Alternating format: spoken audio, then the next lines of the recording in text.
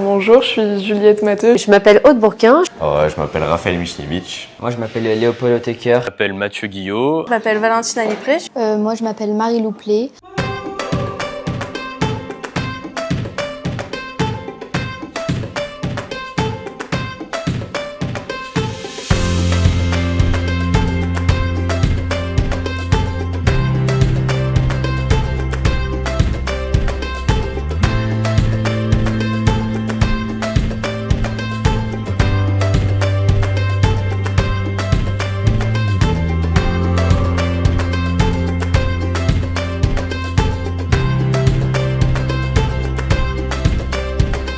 Je suis là pour les accompagner sur l'écriture de la voix off, sur l'écriture aussi de la vidéo, on va dire, aussi en tant que vidéaste, en tant que journaliste reporter d'images. Et il faut aussi les accompagner, on va dire, en se mettant à leur hauteur, du coup en parlant tranquillement avec eux. Et ça marche super bien parce que au début, les premières vidéos qu'ils m'ont montrées, il n'y avait même pas d'image. C'était un écran noir avec une voix off qui durait 15 secondes.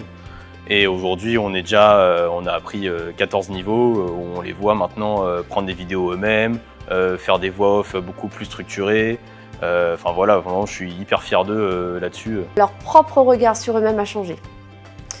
Ils se sont rendus compte qu'ils étaient capables d'apprendre de nouvelles choses, de maîtriser des savoirs qu'ils pensaient pour eux très éloignés de leur vie quotidienne.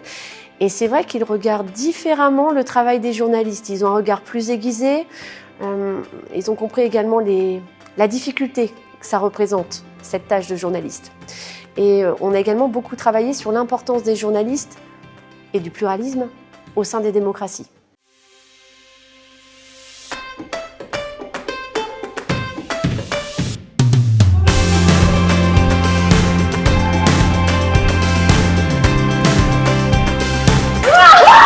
Comment les a écrasés?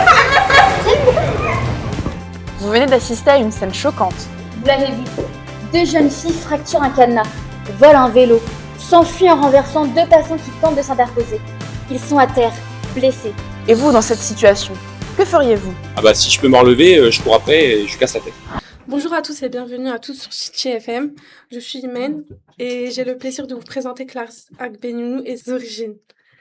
Pour retracer l'histoire des Agbeninu, il faut aller au Togo, 150 km au nord de Lomé, en Afrique du Nord, dans la région des plateaux. Ça m'a permis d'être assez éloquent avec les gens et d'être assez respectueux, surtout avec les adultes. Parce que je me rends compte qu'après, les débats ils peuvent être compliqués et que faut savoir surtout dire stop quand on sait qu'on n'a pas raison. On a appris plusieurs types de photos comme les contre-plongées, les grands angles, parce que nous avant on faisait des photos basiques. On a appris que l'angle des photos, ça importait énormément, qu'un journaliste devait être neutre et vraiment expliquer l'information comme telle qu'elle a été vécue et non donner son avis ou son opinion.